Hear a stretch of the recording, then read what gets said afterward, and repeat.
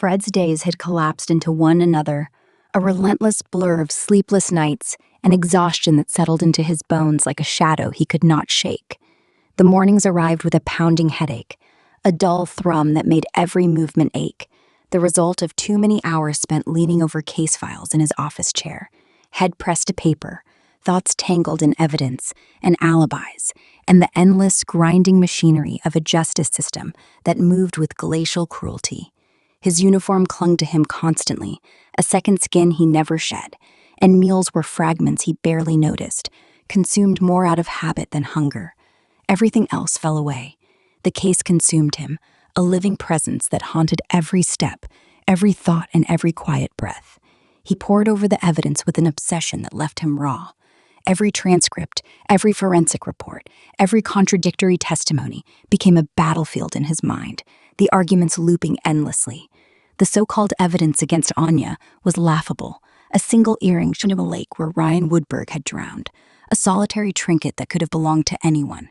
No fingerprints, no DNA, nothing tangible, yet it had been enough to strip her of her freedom, of her dignity, to pull her into a system blind to her innocence. That injustice gnawed at him with teeth made of ice, feeling a quiet rage he carried with him like a second heartbeat.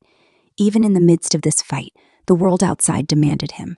Kai, with her small, wide eyes full of questions and worry, clung to him in desperate silence, her tiny hands moving in frantic gestures, a language of unspoken need that pierced him deeper than any accusation or court hearing.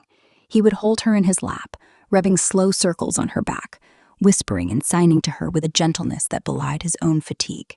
Yet even in this attempt at comfort, he could not erase the truth that hovered like a storm in the corners of the house, nor the shadows of fear in Kai's eyes, the way she flinched at every sudden movement, and the long hours staring out of the window, as if sheer will could summon her mother back from the concrete walls that held her.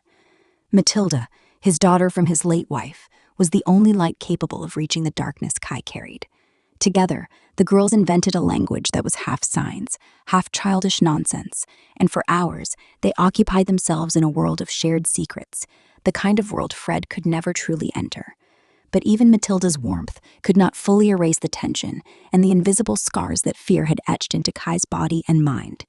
Fred, meanwhile, found himself cornered by lawyers who spoke in cold, detached tones, their sleek suits and measured words stripping Anya of the humanity he fought to preserve. In a meeting, when their calm statements became unbearable, he snapped. "She shouldn't even be in there," he said, voice tight and low. The reply, smooth and measured, felt like a blade. "We understand, Detective Stevenson. The system moves at its own pace. We are doing everything we can."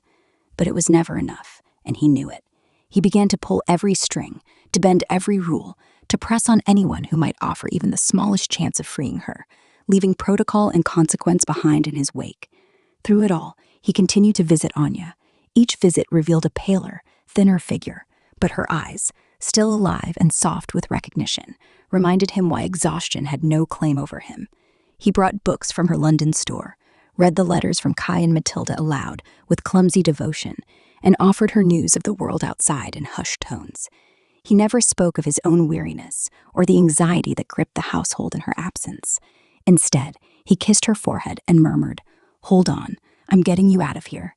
And she believed him, as completely as a heart can believe in someone who has not yet delivered on their promise. Anya's voice broke the quiet one evening, her words halting but heavy with worry. "My London shop is probably boarded up by now. The packages, the orders. People must think I've vanished." Fred leaned forward, brushing a loose strand of hair from her face with deliberate care. "It's only temporary," he said. "Once you're out, we'll open it again. I'll help you." Her lips trembled as she asked about the rent and the savings she had devoted to the store. Fred took her hand, his thumb tracing the lines of her knuckles, anchoring her to the certainty he carried for both of them. "It's covered," he said simply. The surprise in her eyes reflected the tiny spark of hope she had begun to believe in. "I paid it," he continued, voice steady and sure, "because that store is more than just a business. It's your dream, and I will not let you lose it over something you didn't do." Tears blurred her vision, and she tried to retreat behind exhaustion, but he leaned closer, his presence unwavering. "I'm doing what I should. I'm fighting for everything you love.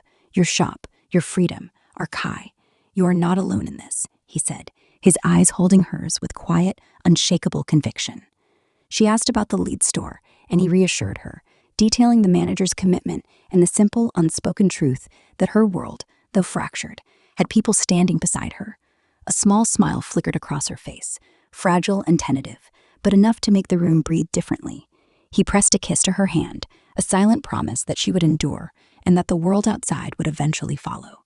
Yet her gaze darkened as doubt crept back in, the shadows of fear lurking just beneath her resilience. Even if I get out, what if no one comes back? What if the bookstore is tainted? Everyone's seen me on the news. To them, I'm a suspect, a murderer. Fred cupped her cheek, his touch firm and grounding. You are not a murderer, and anyone who has ever walked into that shop knows it, he said. If the world does not see it, then we make them see it. We remind them who you are. She leaned closer until their foreheads touched, breaths mingling, fragile and warm. I want to believe you, she whispered. Then do, he said softly. She allowed herself to let her chest rise and fall with a rhythm she had not felt in days, her body tethered to his in the quiet sanctuary of truth. I needed that, she admitted. Fred pressed his lips to the crown of her head, steadying both of them. I'll say it 1,000 more times if I have to, he murmured. She studied his face, worn and tired yet unwavering. How do you stay so sure? He smiled, small and ragged, and brushed his thumb over her cheek. Because I know your heart, and because there is no other option. The truth always wins. Her tears returned, but they were not of despair. They were fragile and soft, tethered to hope, clinging to the man who had never left her side. She leaned in, and he met her halfway, lips brushing with reverent care, a kiss that deepened slowly, deliberately, unfolding like a promise. Hands found each other, clutching, grounding, binding them through shared fear and unspoken vows. When they parted, breaths mingling, foreheads resting against one another, Fred whispered with ragged certainty, You're mine, Ani, and I won't let them take you from me. She nodded, tears streaming, clinging to his words as if they were the lifeline she had been searching for, and said softly, I believe you.